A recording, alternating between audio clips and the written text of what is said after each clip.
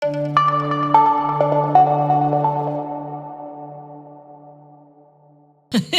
segini. Oke, kita bersyukur ya kalau kita masih bisa bersekutu, kita bisa bersama-sama karena nanti kita akan lihat ya, kuasa komunitas itu luar biasa ya. Ketika anak-anak Tuhan berkumpul, ketika orang percaya berkumpul, Allah hadir di sana, bukan hanya untuk menonton, tapi untuk memberkati kita ya.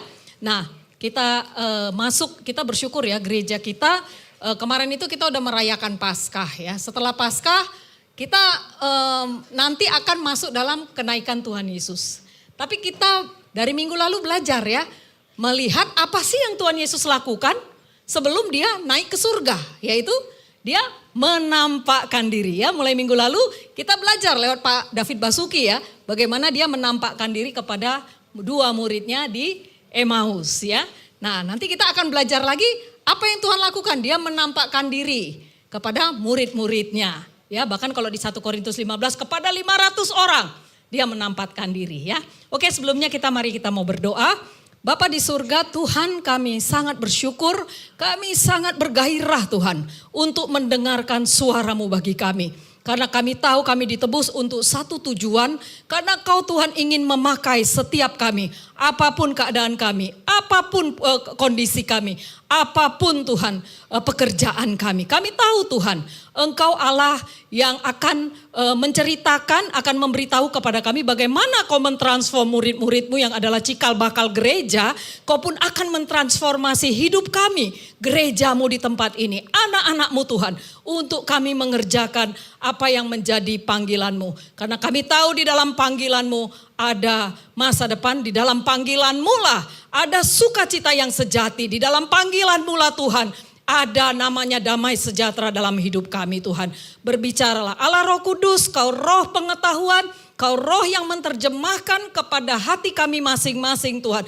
Oleh karena itu Tuhan, kami tahu ketika kuasa-Mu bekerja, roh jahat juga tidak diam diri. Oleh karena itu kami bersepakat sebagai tubuh Kristus, kami mematahkan, menghancurkan segala strategi si jahat. Apapun caranya, roh ngantuk, roh tidak antusias, pikiran kemana-mana kami patahkan, kami tolak. Kami hancurkan di dalam nama Yesus. Kami mau terima dari surga sesuatu yang besar daripada Tuhan kami. Terima kasih Bapa, kami siap menyambut berkat-Mu, firman-Mu, perkataan-Mu. Hanya di dalam nama Yesus, Tuhan yang kami cintai, kami sudah berdoa dan bersyukur. Haleluya, amin. Ya, kita masuk tema kita, pertemuan Yesus yang bangkit dengan para murid ya.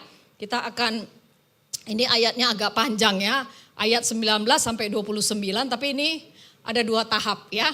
Jadi pertama Yesus bertemu dengan 10 murid, ya satu kan udah ya apa namanya, udah mau ya kalau orang Batak bilang itu si Yudas ya.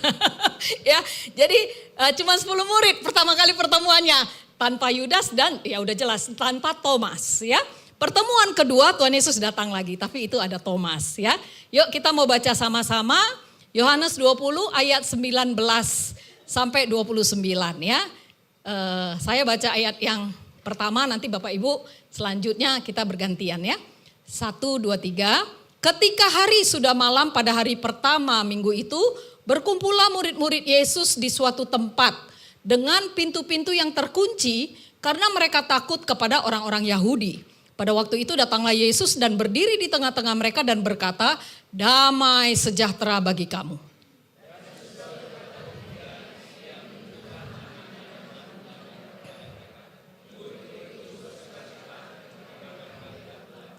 Maka kata Yesus sekali lagi, damai sejahtera bagi kamu. Sama seperti Bapa mengutus aku, demikian juga sekarang aku mengutus kamu.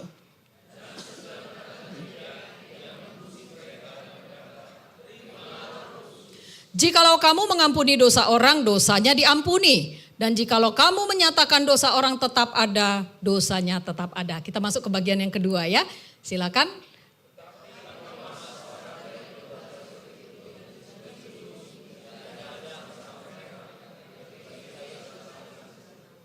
Maka kata murid-murid yang lain kepadanya, kami telah melihat Tuhan. Tetapi Thomas berkata kepada mereka, sebelum aku melihat bekas paku tanda tangannya Dan sebelum aku mencucukkan jariku ke dalam bekas paku itu dan mencucukkan tanganku ke dalam lambungnya, sekali-kali aku tidak akan percaya.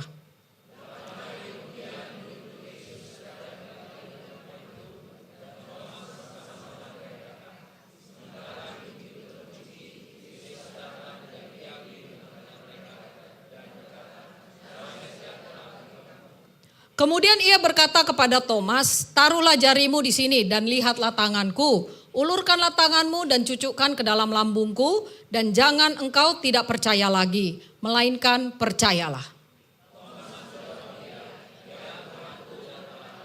Kata Yesus kepadanya, karena engkau telah melihat aku maka engkau percaya. Berbahagialah mereka yang tidak melihat namun percaya. Ya, puji Tuhan ya. Jadi Tuhan Yesus itu betul-betul luar biasa ya. Tuhan menampakkan dirinya kepada murid-muridnya. Bapak Ibu Saudara, apakah pernah kepikiran enggak Bapak Ibu? Kenapa ya kok Tuhan Yesus menampakkan diri ya kepada murid-muridnya? Pernah kepikiran enggak? Ngapain juga gitu ya? Kita kan enggak ada ya. Kita Paskah kita rayakan, hari raya Paskah. Hari lahir, hari penampakan ada enggak? Enggak ada juga ya. Tapi kenapa penampakan itu diceritakan di dalam Alkitab? Yesus menampakkan diri, kenapa enggak diam-diam naik aja ke surga? Ya kan? Ya udahlah sebelum naik ngomong dulu ya. Pergilah, jadikanlah semua bangsa murid. Baru dia cabut gitu ya, pergi ke surga ya. Ya. Nah, ini dia. Kenapa Tuhan Yesus dia menampakkan diri kepada murid-muridnya? Ini penting buat kita, ya. Murid-murid itu adalah cikal bakal gereja. Ya, itu adalah cikal bakal gereja yang ada sekarang ini adalah kita sendiri. Ya, bagaimana Tuhan Yesus ingin mentransform mereka, ya. Nah, yang kedua, mengapa Yesus menampakkan diri ini penting sehingga tertulis dalam Alkitab? Ya, satu, kita harus lihat ya bahwa Tuhan ingin memastikan bahwa Yesus bangkit itu adalah fakta. Yesus bangkit itu adalah sejarah. Itu adalah historis. Banyak loh orang Kristen juga nggak percaya, orang Kristen liberal. Dia nggak percaya ya. Saya lihat di situ ininya, ada 40 sekian % katanya di satu tempat yang ditanyakan ya. Mereka nggak percaya. Ya tapi karena firman bilang Yesus bangkit, ya udah bangkitlah. Tapi secara historis apakah itu terjadi? Banyak yang nggak percaya. Makanya Tuhan menampakkan diri. Bahkan di 1 Korintus 15 dikatakan, dia menampakkan diri lebih dari 500 orang, kepada lebih dari 500 orang. Untuk menunjukkan bahwa dia bangkit. Yesus bangkit. Amin. Ini penting buat kita. Makanya kalau ada orang gak percaya Yesus lahir, bagaimana dia percaya penebusan? Ya, lahir, mati, bangkit, naik ke surga dan akan datang kembali. Itu historis, itu akan terjadi. Ya, datang kembalinya nanti ya. Tapi itu adalah sesuatu yang historis, fakta sejarah. Kita gak bisa membangun iman kita di atas sesuatu ilusi. Atau apa kata pendeta A, apa kata pendeta B, apa kata agama. Gak bisa. Kita harus tahu ini benar-benar terjadi. Satu kali ada seorang, dia sekarang apologet ya. Namanya Josh McDowell ya. Dia waktu itu seorang mahasiswa. Jadi dia kumpul lah sama kawan-kawannya di kampus. Dia lihat, ini kok ada ya golongan tertentu, beberapa satu kelompok ini kok lain ya dari orang mahasiswa yang lain ya. Happy, terus kayaknya enak banget hidupnya gitu ya. Mau memperhatikan orang. Nah, dia ini senang gitu ya memperhatikan, terus dia deketin. Salah satu mahasiswinya dia tanya, kira-kira hidupmu kenapa ya? Kok bisa begini? Dia tanya, kok beda sama mahasiswa lain? Mahasiswi ini bilang, karena Yesus Kristus. Udah, itu sampah itu katanya. Gak usah ngomongin itu. Saya gak mau ditumpukin sampah pikiran saya. Sampah agama katanya. Saya gak bilang agama, saya bilang pribadi. Yesus Kristus katanya. Siapa dia? Dia adalah Tuhan, dia cerita. Saya gak percaya. Oke lah, ginilah. Kalau kamu bilang gitu, tapi kok bisa berubah ya? Dia bingung juga. Kok bisa berubah kalau gak benar? Dia mulai dia agnostik ya. Akhirnya dia bilang, oke, mulai sekarang aku akan selidiki dulu. Benar gak? Akan kutemukan Yesus itu tidak bangkit katanya. Mulailah dia menyelidiki. Dia lihat sejarah. Dia lihat semua ya cerita-cerita. Semua dia periksa. Bahkan dia baca firman. Tapi dia bilang, aku baca firman bukan mau percaya ya. Aku mau menunjukkan bahwa Yesus itu gak bangkit katanya. Sampai jam ke 700 jam dia teliti. Satu malam dia bilang, wah, lebih sulit membuktikan Yesus tidak bangkit daripada membuktikan Yesus bangkit. Artinya apa? Yesus Tuhan kita betul-betul bangkit. Orang yang gak percaya berusaha membuktikan dia tidak bangkit, akhirnya mengatakan lebih sulit. Kenapa? Karena dia real, fakta, historicalnya ada. Dia bangkit. Dia sudah mengalahkan maut. Nah ini ya, jadi kita ngelihat iman kita harus dibangun di atas sesuatu yang betul-betul kita lihat karya Kristus itu yes dan amin. Betul-betul terjadi. Kita gak bisa dengan ilusi, imajinasi, oh rasakan Tuhan ada bersama kamu. Gak bisa, kita harus ngalami. Ya, gak bisa kita merasa-rasa ya, tapi kita harus lihat faktanya ya. Nah ini dia, jadi kita ngelihat bagaimana itu hal pertama. Kenapa Yesus menampakkan diri? Dia mau orang percaya termasuk kita tahu secara historis bahwa Yesus Kristus Tuhan kita bangkit. Amin. Nah ini perlu kita, ini ya, jadi jangan ragu kalau ditanya sama agama lain atau siapa. Ah yang benar, emang Yesus bangkit? Iya juga ya, lu nanya gitu, gue jadi bingung juga. Jangan ya, kita harus beriman. Oh ya aku akan buktikan ya, kita ajak dia cerita ya. Maksudnya kita lihat ya, kita pelajari juga. Oke, nah yang kedua, kenapa Yesus bangkit? Pertama memang fakta sejarah itu harus divalidasi. Ya, yang kedua adalah Yesus bangkit karena Yesus itu ingin mentransformasi murid-muridnya. Dia bangkit untuk murid-muridnya. Ya, cikal bakal gereja. Ya, dia nggak bangkit. Saya pikir-pikir kenapa dia nggak menampakkan diri kepada Pilatus ya? Ada yang tahu nggak kenapa? Kenapa ya? Saya pikir jangan-jangan Tuhan memang nggak mau Pilatus bertobat ya. Kenapa dia nggak menampakkan diri? Kenapa dia menampakkan diri kepada murid-muridnya? Ya, karena memang Tuhan mau murid-muridnya ini mengalami transformasi ya. Nah sekarang pertanyaannya ke kita. Bapak Ibu Saudara udah berapa lama merayakan kebangkitan Kristus? Udah berapa tahun? 5 tahun, 1 tahun, 10 tahun, 20 tahun, 30 tahun, 40. Saya gak mau bilang saya berapa, nanti ketahuan umur saya. Ya gak usah saya bilang deh. Kita tiap tahun, yes dia bangkit. Ya terus kita nyanyinya, wah seru banget, loncat-loncat Yesus bangkit. Padahal kita gak ngalami juga kebangkitannya. Ini masalah Bapak Ibu Saudara. Ya, nah Tuhan Yesus tahu itu. Gereja gak bakal mengalami kuasa kebangkitannya. Gak bakal murid-murid bisa melakukan namanya amanat agung tanpa dia menampakkan diri kepada murid-muridnya. Mentransform hidup murid-muridnya. Murid-murid harus melihat pribadinya yang bangkit. Supaya mengalami kuasa kebangkitan. Nah kita pun harus mengalami gitu. Ya, kita pun harus mengalami. Karena Bapak Ibu kalau kita nggak mengalami kuasa kebangkitan Tuhan, kita nggak bertemu dengan Tuhan yang bangkit, kita nggak bisa loh melakukan amanat agung. Melakukan program bisa. Satu titik tertentu ini kita akan lihat ya, hidup kita di depan ini makin sulit. Ya kan? Maksud saya keadaan makin sulit. Ya, tapi kita ditaruh Tuhan, Tuhan udah bilang, kamu seperti domba di tengah serigala. Pengutusan Tuhan itu bukan kamu domba di tengah domba-domba, nggak ada. Ya, Tuhan itu mengutus kita di satu situasi yang sulit. Bagaimana? Kekuatan dari mana? Kalau kita melihat, aduh ekonomi naik lagi nih, harga-harga, aduh harga cabai, ibu-ibu ya tiap hari kepikiran harga cabai sampai lupa komsel. Aduh komsel nanti dulu deh, harga cabai lagi naik, apa hubungannya komsel dengan harga cabai ya. Tapi kan itu sering terjadi, gak bisa deh ini lagi susah nih, lagi mikirin anak gue belum bayar uang sekolah, lagi nyari pinjaman kemana ya, nanti deh komsel gak dulu ya. Aduh. Kita terkungkung, yang ketawa kayaknya mengerti nih. Ya, Yesus bangkit, tapi gerejanya sering pakai kacamata kematian. Yesusnya udah bangkit. Ya, tapi kita pakai kacamata kematian. Kita terlalu terkungkung oleh kesulitan masalah. Makanya Yesus datang kepada murid-muridnya untuk menyelesaikan itu. Ya, kita masuk ke ayatnya ya. Nah, kita baca pertama. Kuasa kebangkitan itu mengubahkan murid-murid, ya. Nah ini ya, ketika hari sudah malam pada hari pertama minggu itu, berkumpullah murid-murid Yesus di suatu tempat dengan pintu-pintu terkunci. Kita lihat ya, kondisi murid-murid pada saat itu adalah mereka ketakutan, ya. Mereka takut kepada orang-orang Yahudi, mereka mengunci pintu. Ya, jadi kita lihat kondisi murid-murid, mereka berkumpul tapi mereka ketakutan. Ya, kenapa ketakutan? Kalau kita baca satu ayat begini aja itu kita nggak terlalu nangkep kecuali kita merenungkan. Apa sih yang dialami murid-murid? Kita lihat ya, murid-murid melihat dengan mata kepalanya sendiri bagaimana Yesus ditangkap. Ya, murid-murid melihat dengan kepalanya sendiri Yesus itu dianiaya.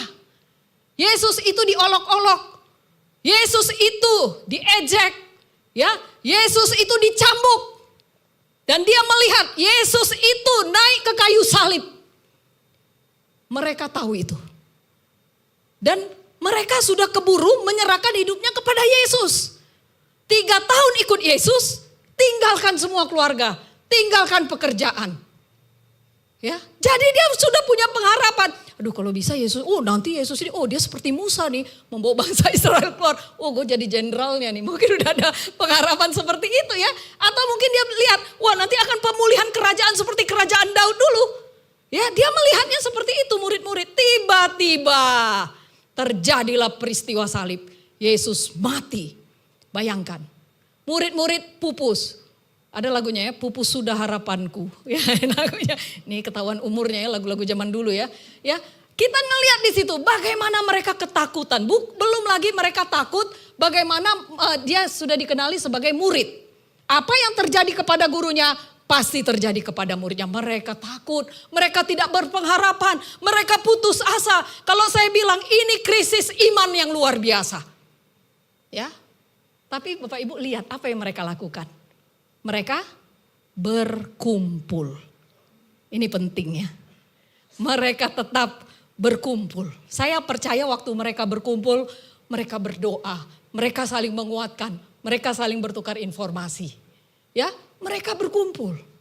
Walaupun mereka takut, mereka putus asa, mereka kecewa, mereka mungkin merasa lonely. Aduh, ditinggal sama Tuhan. Makanya di Yohanes 14 kan Tuhan bilang ya, jangan gelis hatimu, jangan gentar hatimu. Ya, karena apa? Karena tahu mau ditinggal. Ini pasti sedang dalam keadaan lonely, merasa sepi.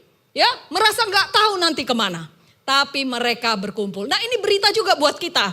Bapak Ibu Saudara, ketika kita merasa, aduh aku kok dalam keadaan sulit terus ya. Kalau dengar kesaksian di Komsel kok dia tuh, ada terobosan. Aku kok gini-gini aja, udahlah aku keluar aja lah dari Komsel. Jangan, ya. Ini bagian kita harus tetap berkumpul. Oke, ya harus berkumpul. Nanti kita lihat, ketika berkumpul disitulah Tuhan hadir. Komunitas ya. Jadi mereka tetap berkumpul ya. Nah ini kita juga mungkin. Di Komsel gitu-gitu aja ya. Doa saya gak dijawab-jawab tuh di Komsel. Katanya Komsel doanya seru banget. Sampai teriak-teriak tapi gak dijawab-jawab juga doa saya. Misalnya gitu ya. Kita merasa ya kita gak terperhatikan atau apa. Tetaplah kita berkumpul karena ada kuasa di sana. Amin. Ya. Nah kita lihat di sini. Apa yang terjadi ketika mereka berkumpul di situ? Kita lihat di sini. Oh ya, tadi ceritanya itu kan mereka sedang dalam ketakutan ya, mereka tetap berkumpul. Saya ingat ada satu cerita Daud. Daud waktu dia dikejar-kejar Saul, dia lari kemana? Gua Adulam. Tahu ya ceritanya ya? Dia berusaha lari di Gua Adulam.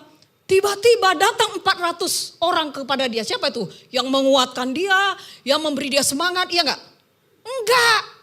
Siapa itu? Yang sakit hati, yang utangnya banyak.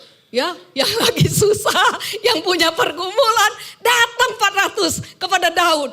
Bayangkan, pemimpin lagi susah, dia juga lagi susah, datang 400 orang. Makanya PKS, kalau kita lagi susah, datang yang susah-susah nggak apa-apa.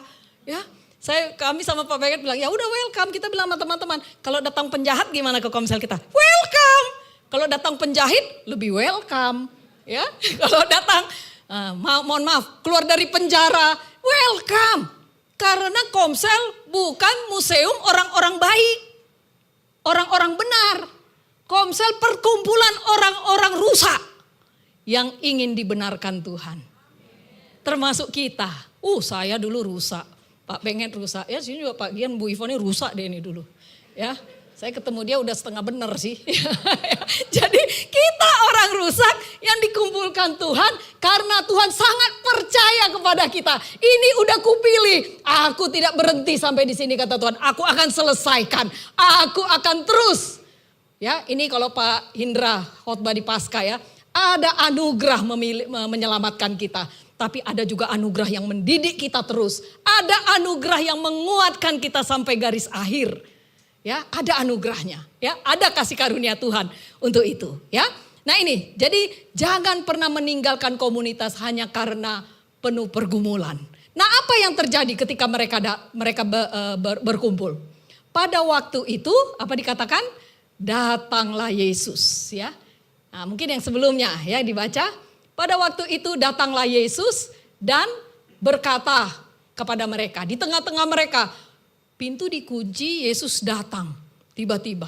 Lewat mana ya? Nggak ngetok-ngetok loh Yesus.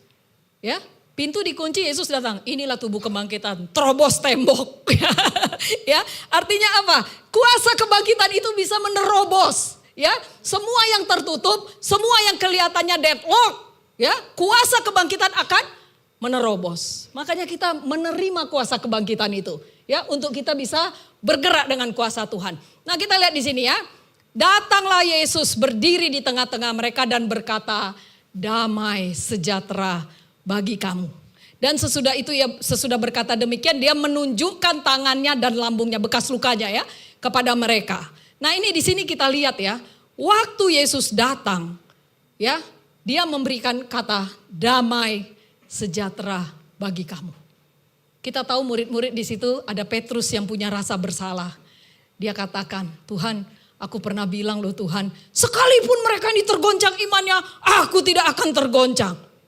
Tapi ternyata aku menyangkal Engkau Tuhan. Tuhan Yesus datang bukan bilang, Petrus, Petrus ini, kau pernah ngomong gini kan? Kenapa kemarin? Kau sangkal aku, kabur kau. Kenapa? Gak ada Tuhan Yesus ngomong gitu. Tuhan Yesus datang dengan bilang, damai sejahtera bagi kamu.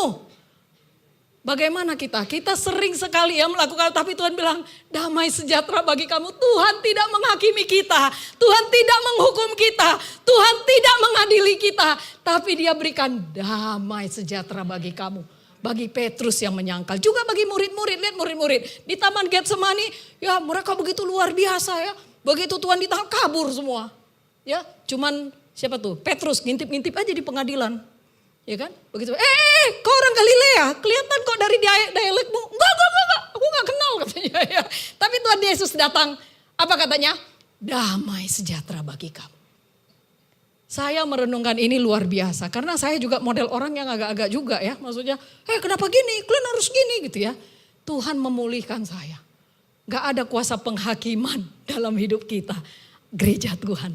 Ya, kita datang untuk memberikan damai sejahtera bagi orang lain.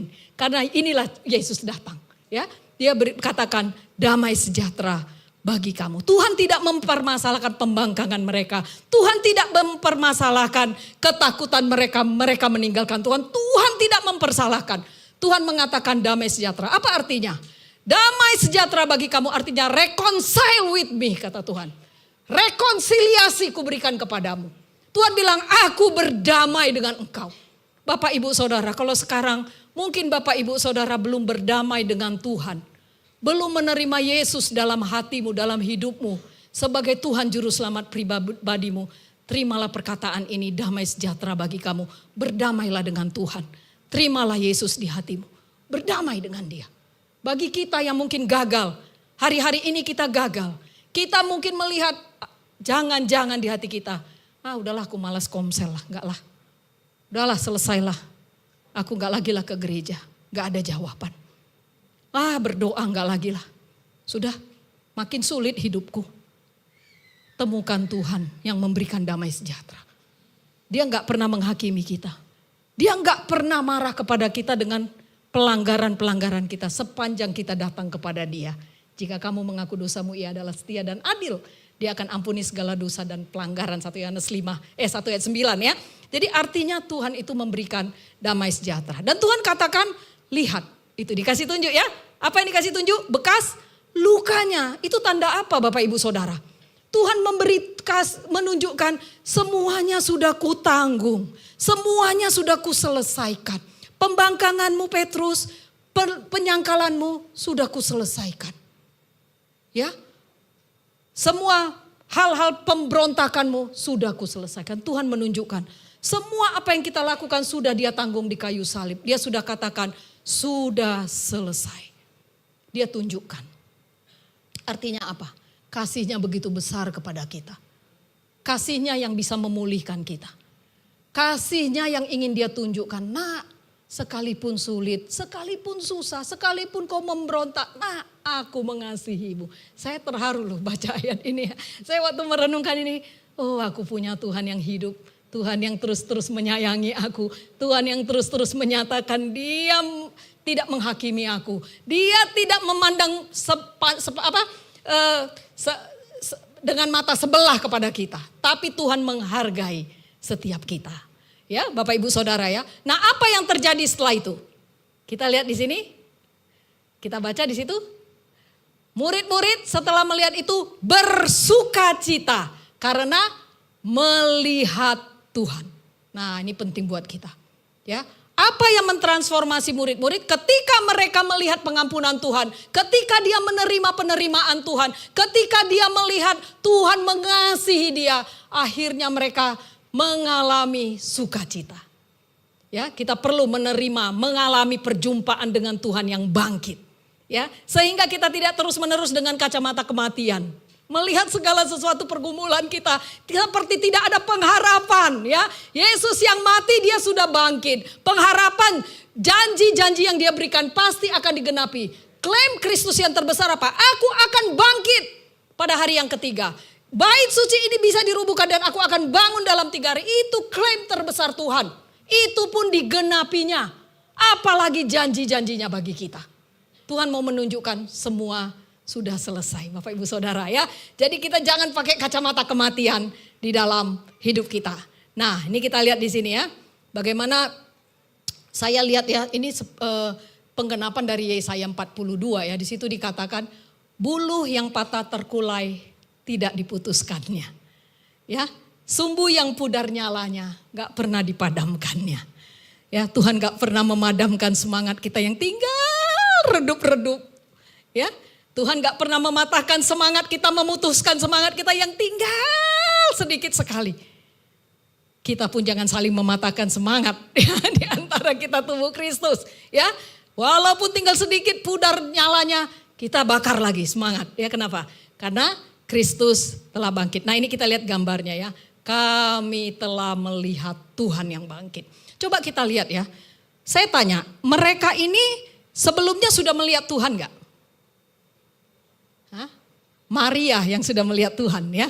Kalau kita baca di ayat yang sebelumnya, Maria kan waktu itu gini, dia pagi-pagi sekali, ini hari yang sama ya waktu Yesus bangkit, ini malam. Kalau Maria pagi-pagi sekali, waktu dia lihat kubur itu sudah terguling, udah terguling gitu ya. Terus dia langsung ngomong sama Petrus sama Yohanes, itu udah ada loh, kok udah terbuka itu batunya. Yohanes dan Petrus langsung lari ke situ ya. Terus mereka melihat, waduh, kosong. Yohanes dikatakan di situ melihat dan percaya. Tapi apa yang terjadi setelah mereka melihat? Mereka pulang. Ya, tapi Maria tetap ada di kubur sampai dia melihat malaikat, sampai dia bertemu Tuhan. Dan akhirnya waktu dia ketemu Tuhan, dia lari kepada murid-murid, dia bilang, "Aku telah melihat Tuhan." Saya tanya, dia udah bilang loh, aku telah melihat Tuhan. Tapi kenapa murid-murid tetap dalam ketakutan? Nah, ini pertanyaan ya. Petrus dan Yohanes sudah melihat kubur kosong, tapi tetap dalam ketakutan. Sebelum melihat Tuhan yang bangkit sendiri. Lihat ya, jadi kita kadang-kala iman kita nggak terbangun dengan apa kata orang. Orang bilang, wih saya melihat Tuhan, Tuhan luar biasa, Tuhan begini. Iman kita nggak terbangun, mungkin terbangunnya sebentar aja. Ya, di gereja terbangun, keluar dari gereja udah masih di lift ya, udah redup lagi. Ya kan ya, masih di lift ya, hanya karena mendengar orang lain. Yang kedua, Petrus dan Yohanes melihat mujizat. Dia melihat kubur kosong, itu mujizat. Kalau iman kita berdasarkan mujizat, itu pun gak kuat. Satu kali Tuhan bikin mujizat, kita butuh ya sesuatu, Tuhan berikan kepada kita. Kita sakit, Tuhan sembuhkan kita. Wah, iman kita semakin menyala-nyala. Yes, Tuhan kok baik, kok luar biasa. Berikutnya kita punya masalah, Tuhan gak jawab-jawab. Langsung apa? Ya, mana kau Tuhan? Di mana kau Tuhan? Ya, kalau dasarnya mujizat. Kalau dasarnya apa kata orang? Makanya Tuhan tahu murid-murid perlu bertemu dengan Tuhan. Ya, harus bertemu pribadi dengan Tuhan. Gak boleh satu pun tidak bertemu dengan Tuhan. Ya, mereka katakan, aku telah melihat Tuhan. Jadi kita Bapak Ibu Saudara, kita perlu ya melihat Tuhan secara pribadi dalam kehidupan kita. Tuhan yang bangkit, Tuhan yang mengasihi kita, yang mengatakan damai sejahtera bagi kamu. Ya, Tuhan yang melihat kita menjadi pribadi yang utuh, yang berharga di mata Tuhan. Karena dia sudah memilih kita, dia akan bertanggung jawab terus menjaga kita. Sampai akhirnya kita ya terus setia kepada dia. Tapi bagian kita harus melihat Tuhan. Amin. Ya, aku telah melihat Tuhan. Itu kata Maria. Ayat 20 berapa tuh? 5. Kami telah melihat Tuhan. Nah ini ya, kita lihat di sini Paulus ya, salah satunya. Paulus itu di Filipi 3, apa yang membuat Paulus kuat? Dia katakan satu-satunya yang kukehendaki ialah mengenal Kristus dan kuasa kebangkitannya. Kuasa kebangkitannya. Itu adalah kalau bahasa Indonesia sehari-hari, mengalami kuasa yang menghidupkan Kristus dari kematian. Kalau di Efesus dibilang, dan membawa Kristus di sebelah kanan Allah Bapa. Kuasa itu yang ada dalam diri kita. Kuasa kebangkitan. Karena Paulus tahu itu dan dia mengalami bertemu dengan Tuhan. Kuasa kebangkitan itu dia alami. Apa yang terjadi? Ketika dia diadili Raja Agripa, dia bilang, oh Raja Agripa, kepada penglihatan yang dari sorga itu. Karena dia sudah melihat, tidak pernah aku tidak taat. Kalau kita pakai kekuatan kita, sesemangat apapun kita, sekuat apapun stamina rohani kita, kalau bukan karena melihat Tuhan yang bangkit, satu saat keok iman kita. Ya, satu saat kita nggak bisa. Kita harus bertemu dengan Tuhan yang bangkit. Ya, kita harus mengalami kuasa kebangkitan. Demikian juga dengan Petrus ya. Petrus kita tahu di antara 10 murid ini ada Petrus ya. Nah, selanjutnya tuh Petrus waktu di Kisah Rasul 4 dia ya, waktu dia diadili oleh imam-imam, dia bilang apa di situ? Tidak mungkin bagi kami tidak berkata-kata tentang apa yang kami lihat. Ya, kita bisa melayani apapun kondisinya, apapun tantangannya, kalau kita bertemu dengan kuasa kebangkitan Kristus itu sendiri. Kami gak mungkin ngomong tentang apa yang sudah kami lihat. Makanya Bapak Ibu Saudara, kita perlu bangun iman kita dengan melihat Kristus yang bangkit. Gak bisa kita hanya ikut-ikutan ibadah. Apa kata pendeta, apa kata di Komsel. Hanya itu. Mari kita bersekutu dengan Sang Firman. Terus kita menemukan dia. Dia yang bangkit. Dia yang bergerak. Dia yang hidup. Dia yang terus memberi kekuatan. Dia yang terus memberikan kepada kita jaminan-jaminannya. Ya. Nah ini kita lihat selanjutnya. Nah kita lihat ya. Selanjutnya ini dia kuasa kebangkitan. Ya. Bagaimana itu harus kita alami setiap hari ya. Ada satu pendeta ya, satu hamba Tuhan, dia bilang, Anda tidak dapat membangun gereja dari Kristus yang mati. Ya. Anda tidak dapat membangun gereja dari rumor gosip. Ada itu ininya, mungkin setelah ini ya. Anda tidak dapat membangun gereja dari rumor gosip dan cerita-cerita kebangkitan. Anda hanya dapat membangun gereja dari kenyataan bahwa dia itu bangkit. Jadi kalau kita hanya dengar pendeta, yes Tuhan kita bangkit, amin. Bapak Ibu Saudara, amin. Ya, Tuhan itu luar biasa, amin. Bapak Ibu Saudara, amin. Imannya itu cuma dikit aja tuh, ya kan. Kalau apa kata orang, tadi tuh lihat ya, apa kata Maria nggak bisa membangkit iman mereka. Ya, apa yang dilihat Petrus, Yohanes kubur kosong nggak bisa membangun iman mereka.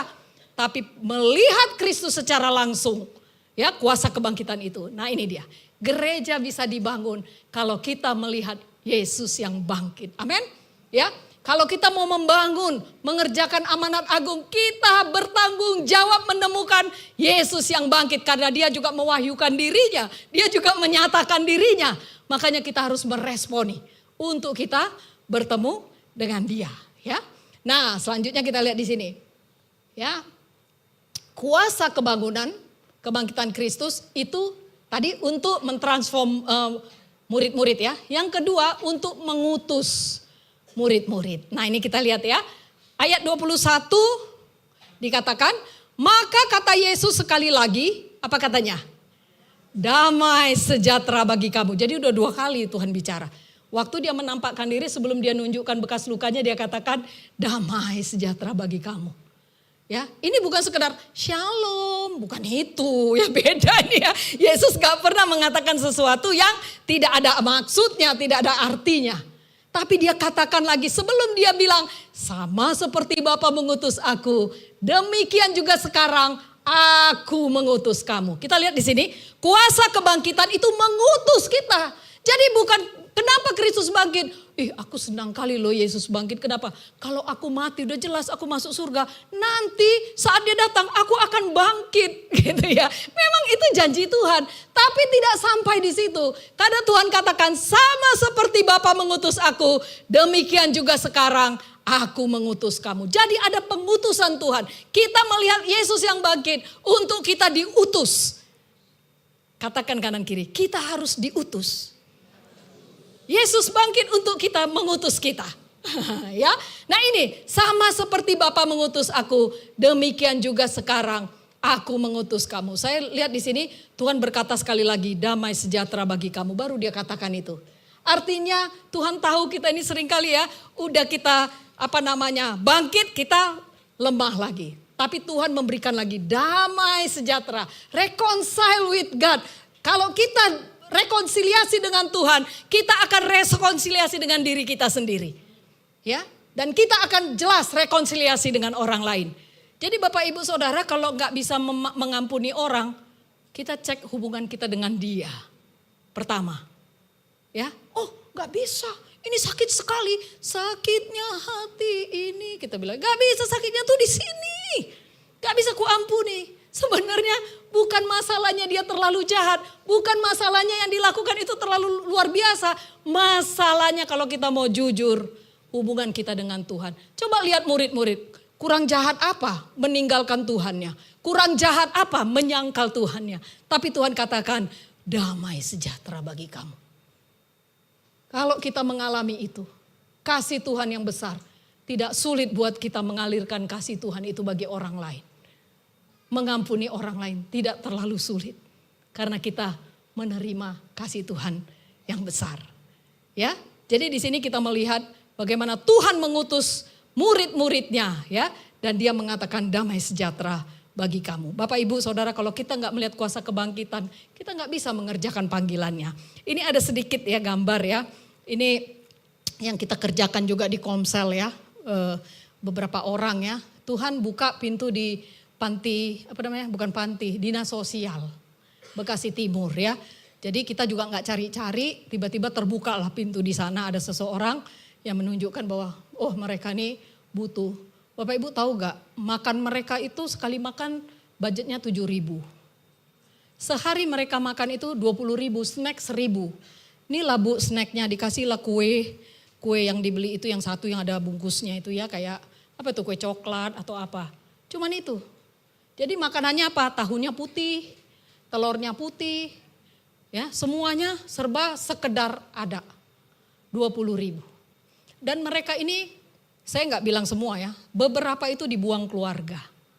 Ya, karena keluarga udah diantar aja seret, udah nggak dijemput-jemput lagi, udah nggak ada lagi yang besuk, nggak ada lagi yang ngunjungin.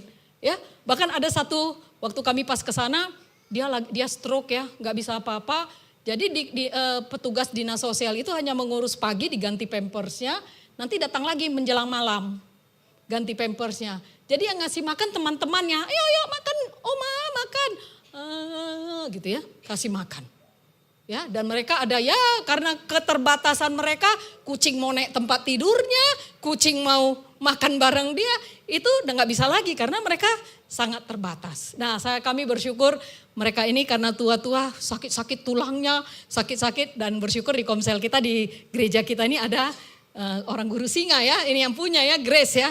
Saya bilang Grace, dan di situ kita lihat, kita nggak bisa lakukan semua sendiri loh, nggak bisa kita merasa kita bisa semua. Tuhan tuh pakai masing-masing loh tubuhnya ini ya, ada aja bisanya. Grace bawa minyak, itu lagi terapi lutut itu di situ, ya. Satu orang lah dia, ini kalau kita datang, mana minyaknya habis? Oh pijit dong, ini sakit. Oh ini kepala udah susah geleng-geleng katanya.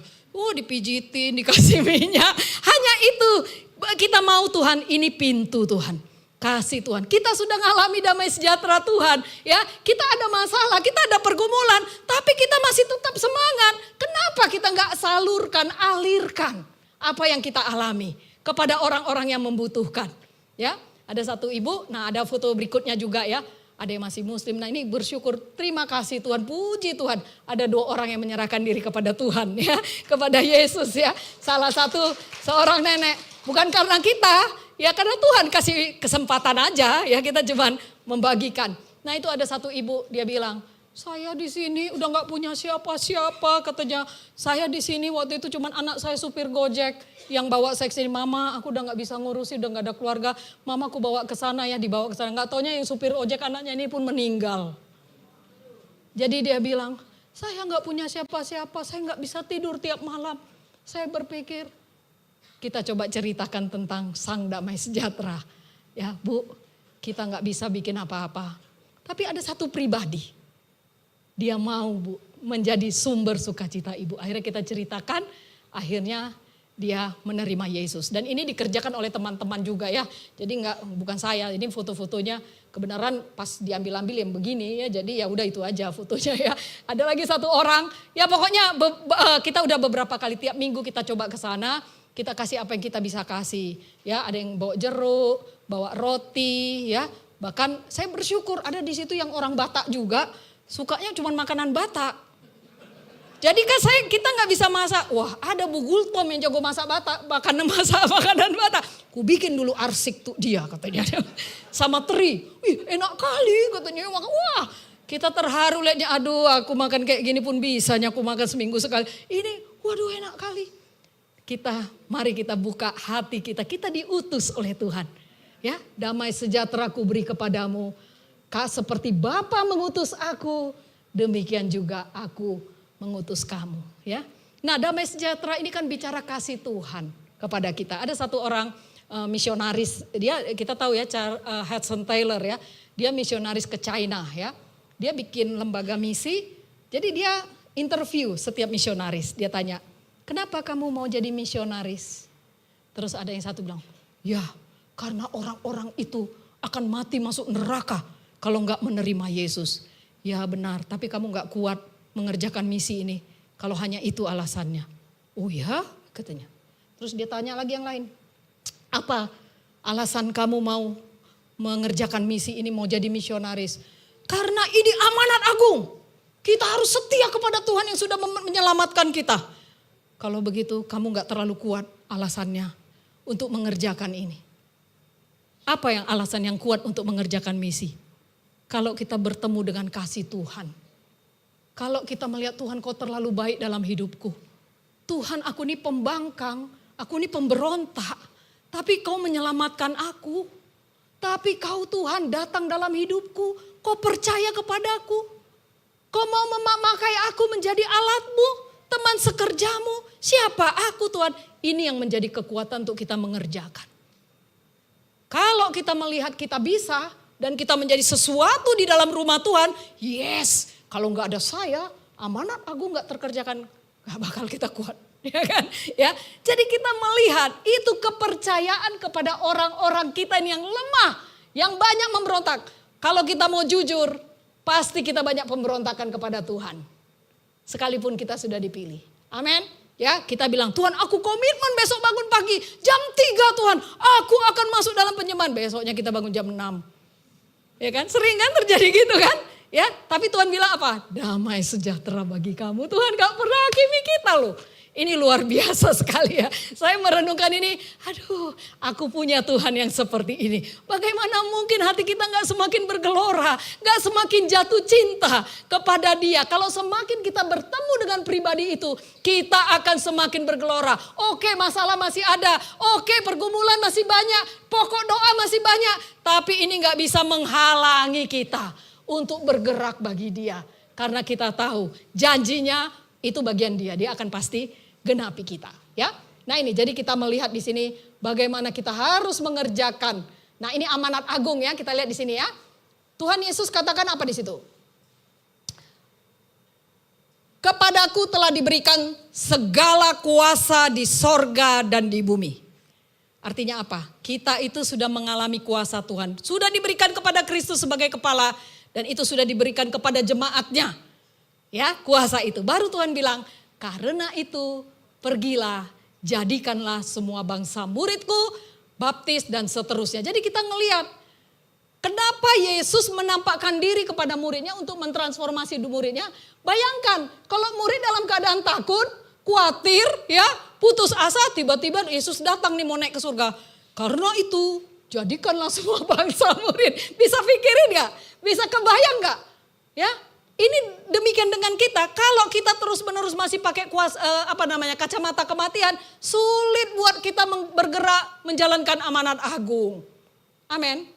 Kalau kita masih terus terfokus kepada masalah kita kurang percaya dengan pemeliharaan Tuhan, kita kurang percaya dengan janji Tuhan yang akan digenapi, sulit buat kita bergerak mengerjakan amanat agung. Hari ini putuskan Bapak Ibu Saudara, Tuhan aku mau pakai kacamata kebangkitan. Masalah boleh ada, tapi aku tahu klaim kau terbesar aja kau akan bangkit, kau kerjakan. Apalagi janji-janjimu bagi hidupku, pasti akan kau genapi. Itu harus menjadi sesuatu yang kita imani. Sehingga kita bisa bergerak ya. Makanya komsel-komsel kita jangan lagi masalahnya. Kalau kita bicarakan masalah terus. Wah ini komsel gak masalah kan gak pernah selesai. Ya, iya saya lagi ada masalah nih di pekerjaan saya gini. Oke, nah kamu ada masalah apa? Oh iya saya lagi ada masalah gini. Selesainya apa? Yuk kita berdoa untuk masalah A, B, C udah. Minggu depan masalahnya selesai gak? Selesai. Tapi ada masalah baru nih. Apa tuh? Ini gini. Lah kapan kita mau bergeraknya? Ya. Kita tahu masalah itu ada di tangan Tuhan. Kita boleh berdoa untuk masalah. Tapi kita harus membangkitkan iman kita. Kita mengaminkan bahwa Kristus bangkit. Kuasa kebangkitan itu ada di dalam diri kita. Jangan cuma kita percaya Yesus bangkit. Tapi alami pertemuan dengan Kristus yang bangkit. Kristus yang memakai segala keberadaan kita. Ya. Nah, berikutnya nih kita lihat yang ketiga. Pentingnya terus ada dalam komunitas. Memang tadi kita udah bahas ya sedikit ya, bahwa murid-murid itu dalam keadaan sulit, keadaan takut, mereka tetap dalam komunitas dan Tuhan hadir tiba-tiba. Ya. Tapi waktu itu nggak ada Thomas. Nah, ini lihat di Thomas, waktu dia nggak ada, di situ dikatakan Thomas, seorang dari ke-12 murid itu yang disebut Didimus, tidak ada bersama-sama mereka. Ya, gak ada Thomas. Lalu apa kata mereka? Mereka katakan kepada Thomas, kami telah melihat Tuhan. Thomas percaya gak? Thomas bilang, sekali-kali sebelum aku melihat bekas paku pada tangannya, sebelum kucucukkan jariku ke dalam bekas paku itu, kucucukkan tanganku dalam lambungnya, sekali-kali aku tidak akan percaya. Wah, ini bukan... Kayaknya aku gak percaya deh, bukan begitu. Sekali-kali ini bicara sesuatu yang tidak akan gitu ya. Artinya keras sekali, keras kepala sekali. Ya, jadi kita ngelihat ngeri sekali kalau kita tidak ada di dalam komunitas pada saat itu Tuhan hadir. Ya, kita lagi berkomsel, kita percaya gak Tuhan ada di situ? Ya, kan ada firman Tuhan ya, itu di mana tuh? 1 Korintus 6 ya, 16 ya. Dikatakan, aku ada berdiam di tengah-tengah mereka. Aku berjalan di antara mereka. Aku menjadi Allah mereka. Mereka menjadi umatku. Kan ada janjinya seperti itu. 2 Korintus 6. Ya, artinya apa? Ketika kita bersekutu dalam komunitas, kita harus mengaminkan itu. Dia ada di tengah-tengah kita. Jadi bagi orang yang gak ada di komunitas, jelas kayak Thomas. Ya, begitu kita ngomongin dia nggak pernah datang atau dia jarang datang. Kayaknya enggak deh. Nggak bisa itu. Nggak imannya nggak nyambung. Ya, Bapak Ibu Saudara. Ya, hati-hati tidak berkomunitas. Ada kuasa di dalam komunitas. Kristus bangkit di dalam komunitas. Ya, dia datang ke dalam komunitas. Ya, nah ini kita lihat. Tapi apa yang terjadi setelah itu? Kita lihat di sini. Nah, lanjut. 8 hari kemudian, artinya hari apa? Hari Minggu lagi, ya. Waktu Minggu mereka sudah berkomunitas, gak ada Thomas. Tapi Thomas sudah dengar, wih pasti dalam hatinya. Wih mereka melihat Tuhan kok gue enggak ya. Nah, 8 hari kemudian mereka berkumpul kembali di rumah itu. Thomas bersama-sama dengan mereka. Ya, Thomas ada di situ. Apa yang terjadi? Sementara pintu-pintu terkunci, Yesus datang. Lihat. Cuman Thomas yang belum lihat, tapi Yesus datang lagi loh. Ya, nggak bisa Tuhan bergerak kalau ada satu pribadi juga nggak dilawat Tuhan. Pribadi-pribadi kita ini penting di mata Tuhan. Ya, Dia ingin melawat setiap pribadi kita. Tuhan datang lagi. Saya pikir gini, kenapa seminggu kemudian sih Tuhan Yesus datang? Kok Tuhan Yesus gak datang ke rumah Thomas kek? Apa gak jelas rumah Thomas di GPS ya? Bisa jadi ya. Atau Thomas memberikan alamat palsu. Jadi Tuhan gak tahu ya. Enggak. Kenapa? Tuhan datang lagi di komunitas. Karena komunitas adalah rumah Tuhan.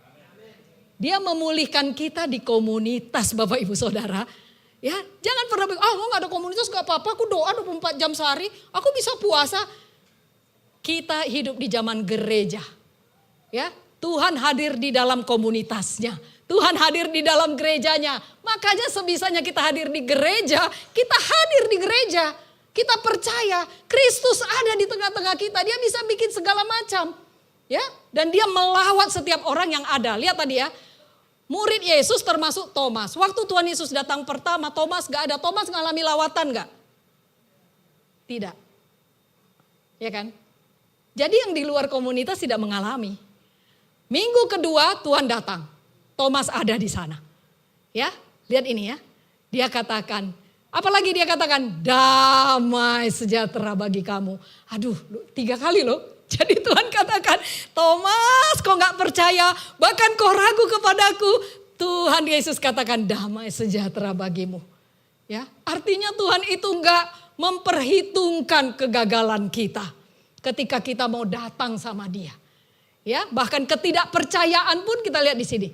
Begitu Tuhan katakan, dan Tuhan tahu apa keraguan Thomas, taruhlah jarimu di sini. Ya, lihat tanganku, ulurkan tanganmu, cucukkan. Langsung Thomas berkata, ya Tuhanku dan Allahku. Jadi Bapak Ibu kita melihat komunitas luar biasa. Ya, komunitas yang di dalam Tuhan. Makanya kalau komunitas kita selama ini gak menceritakan Kristus, ayo mulai menceritakan Kristus. Jangan ceritakan masalah. Jangan agung-agungkan perbuatan si jahat. Ceritakan tentang Kristus. Ya, Kristus dan Kristus dan Kristus itu jadwal komsel. Ya, ada satu orang kita tanya, ya, kenapa sih nggak komsel? Iya, kalau komsel bahannya bagus sih, tapi habis itu gimana ya? Minggu depan udah lupa lagi bahannya, ya. Terus apalagi yang bulan lalu lupa katanya. Terus gimana? Terus sebenarnya kan kita bisa tanya juga ya, kamu makan nggak tiap hari? Makan. Makanan bulan lalu ingat nggak lauknya? Nggak ingat. Kenapa makan? Kan lupa lauknya. Tapi makanan itu memberi pertumbuhan nggak? Lupa nggak lupa memberi pertumbuhan Bapak Ibu Saudara. Ya, jadi kita perlu makan rohani kita. Datang ke komsel masalah lupa bahannya, lupa materinya, nggak apa-apa. Ya, tapi kita tahu itu sudah masuk nutrisi rohani itu dalam diri kita. Membuat iman kita semakin bertumbuh. Ya, makanya jangan kita keluar dari komunitas sel. Karena apa? Allah bergerak di dalamnya. Jangan ada penghakiman di dalam komunitas sel. Ya, bukan kalau ditegur bukan penghakiman ya, nanti gak ada yang berani negor, gak juga ya. Karena apa? Tadi itu kasih karunia juga mendidik. Ya kan? Tapi kasih karunia juga menguatkan. Nah, kita lihat di sini bagaimana akhirnya Thomas berkata, "Ya Tuhanku dan Allahku." Kenapa bisa begitu? Ketika dia bertemu dengan Tuhan yang hidup, Tuhan yang bangkit. Aku telah melihat Tuhan. Kami telah melihat Tuhan. Mari pastikan kita di komunitas. Kami sudah melihat Tuhan. Pastikan kita secara pribadi. Aku telah melihat Tuhan. Kita lihat bagaimana murid-murid selanjutnya. Ya, kuasa kebangkitan mentransformasi murid-murid. Lihat itu tadi 10 murid yang tadi. Yang penuh ketakutan. Putus harap. Gak ada masa ya merasa ya gimana nih ke depan. Ini dia murid-murid itu yang menyerahkan hidupnya. Kita lihat Simon Petrus. Dia serahkan nyawanya. Dia martir bagi Kristus. Dia mati di tangan Nero. Dia disalib terbalik. Ya, kita lihat siapa lagi? Yakobus. Ya, itu memang yang dipenggal Herodes ya. Filipus dicambuk di penjara, Bartolomeus dikuliti, disalib terbalik. Bagaimana mungkin orang yang ketakutan, yang lari, kabur, kunci pintu, kok bisa-bisanya sekarang menyerahkan diri karena bertemu Allah yang hidup, bertemu dengan Kristus yang bangkit. Ya, tidak lagi mementingkan diri. Dia percaya masa depanku ada di panggilanku. Ya, dia percaya sukacitaku, kesuksesan hidupku ketika aku mengerjakan panggilan Tuhan. Bukan di tempat yang lain, bukan di pelayanan kesuksesan kita. Pelayanan hanyalah kendaraan untuk mengerjakan panggilan. Kesuksesan kita ketika kita ketemu Tuhan yang sangat amat baik itu dan kita mengerjakan panggilannya. Ya, kita lihat di sini hanya Yohanes ya. Kita lihat Yohanes itu dia ibaratnya ya digoreng gitu ya. Dimasukin ke penggorengan minyak yang ini dia dimasukkan ke situ tapi dia nggak mati. Ya, dia akhirnya dibuang ke Pulau Patmos. Tuhan memberi pewahyuan kepada dia. Ya, nah kita lihat di sini Andreas ya, saya sangat terharu ya. Andreas ini kurang populer di Alkitab. Ya, tapi dia kematiannya itu dia dicambuki sama 7 tentara, saya baca ya. Terus abis itu dia disalib. Salibnya X. Waktu dia disalib, dia masih hidup 2 hari. Apa yang dia kerjakan waktu disalib? Terus menginjili, terus cerita Yesus. Kekuatan dari mana? Kalau bukan kekuatan Kristus yang bangkit. Kekuatan dari mana? Kalau bukan roh Tuhan yang ada dalam diri dia dan ada dalam diri Bapak, Ibu, Saudara dan saya.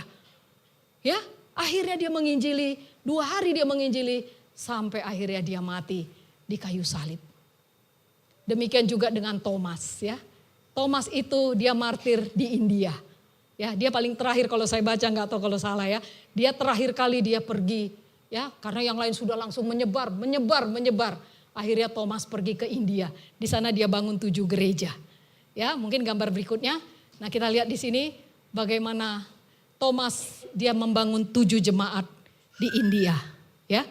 Dia katakan di situ di makamnya, ya Tuhanku dan Allahku. Pertemuan dia dengan Tuhan itu begitu mentransform hidup dia. Ya, titik balik untuk dia mengerjakan panggilan Tuhan ketika dia bertemu dengan Tuhan yang bangkit. Tidak lagi balik kepada kacamata kematian, tapi mulai memakai kacamata kebangkitan dalam setiap kehidupannya. Bapak, Ibu, Saudara, ini firman juga untuk kita. Kalau Tuhan mentransform murid-murid yang cikal bakal gereja, dia pun mau mentransformasi hidup kita. Ya, kalau kita hari-hari ini mungkin banyak pergumulan kita, banyak masalah kita, mungkin kita merasa nggak layak. Aku nggak terlalu Tuhan, aku nggak terlalu baca Alkitab. Hari ini kita mau bertobat, hari ini kita mau bertemu dengan Kristus yang bangkit untuk kita memulai memakai kacamata kebangkitan. Ya, kita mau datang sama Tuhan, kita mau katakan sama Tuhan, Tuhan, aku mau bertemu dengan Engkau. Aku mau mengalami kuasa kebangkitan. Aku mau Tuhan mengerjakan apa yang menjadi panggilan-Mu bagiku Tuhan. Kita angkat pujian, kita minta sama Tuhan, bukalah mata hatiku. Saya rindu Bapak, Ibu, Saudara yang mungkin hari ini melihat bagaimana kita bisa bangkit berdiri. Mungkin melihat Tuhan, aku hari-hari ini lemah. Hari-hari ini apakah aku layak mengerjakan panggilan-Mu? Tuhan, aku ini sering membangkang, aku ini sering memberontak, aku ini sering gak memegang komitmen. Hari ini minta Tuhan membuka mata hati kita. Untuk Tuhan yang bangkit itu datang dalam hidup kita. Untuk kita mengalami kasih Tuhan. Minta Tuhan mentransform kita untuk kita mengerjakan panggilannya. Terima kasih Tuhan. Bukalah mata hatiku, bukalah mata hatiku, biar ku memandangmu, biar ku memandang. Mari katakan sebagai doamu, bukalah mata hatiku Tuhan. Bukalah mata hatiku, bukalah mata kami Tuhan. Buka mata hatiku, biar ku memandangmu. Amin Tuhan. Biar ku sekali lagi katakan, buka Bukalah Tuhan mata hati kami Tuhan. Kami rindu melihat Kristus yang bangkit Tuhan. Bukalah mata hatiku. Bukalah mata hatiku. Biar ku memandangmu. Kami rindu memandangmu Tuhan. Biar ku memandang. Kau layak ditinggikan. Kau layak ditinggikan. Nyata kemuliaan-Mu. Curahkan. Curahkanlah kuasa-Mu. Ku sembah kudus-Ku. Kau layak ditinggikan. Kau layak ditinggi. Nyatakan kemuliaan-Mu Tuhan. Nyata kemuliaan. Curahkan kuasa kebangkitan Bapa. Kanlah kuasa-Mu. Ku sembah. Sekali lagi katakan, Kau layak ditinggikan. Kau layak ditinggikan. Amin Tuhan. Nyata kemuliaan-Mu. Curahkanlah kuasa-Mu. Ku sembah kudus, kudus, kudus, kudus, kudus, kudus Kau Tuhan. Kudus, kudus, kudus. Yes God. Kudus, kudus, kudus. Kudus, kudus, kudus. Ku memandang-Mu. Bapak, Kau melihat anak-anak-Mu yang hari ini membuka hatinya untuk melihat kuasa kebangkitan. Tuhan, Kau melihat, kami tahu Tuhan ada beberapa kami yang mungkin sudah melihat doa gak terjawab. Situasi kami semakin sulit, keberadaan kami sepertinya tidak layak datang kepada Tuhan. Hari ini Tuhan, nyatakan damai sejahtera-Mu bagi setiap kami Tuhan. Turunlah damai sejahtera Tuhan bagi setiap kami Tuhan yang merasa tidak layak, yang merasa banyak pemberontakan, yang merasa Tuhan tidak mampu Tuhan mengerjakan panggilan-Mu. Hari ini turunlah damai sejahtera-Mu bagi setiap kami. Kami bertemu dengan Engkau Tuhan yang hidup dan kami menerima pengutusan-Mu Tuhan. Kalau kami sudah menerima damai sejahtera yang melampaui segala akal, kami mau Tuhan mengalirkan damai itu Tuhan bagi orang lain. Biar orang lain mengalami juga Tuhan apa yang sudah Kau berikan bagi kami Tuhan. Terima kasih untuk kebenaran-Mu Tuhan. Kami mau Tuhan mengalaminya. Bukan hanya tahu, bukan hanya mendengar. Tapi hari ini Tuhan kami mau mengalami kuasa kebangkitan di dalam hidup kami, di dalam komunitas kami. Terpuji Kau Allah kami, di dalam nama Yesus kami bersyukur. Haleluya. Amin.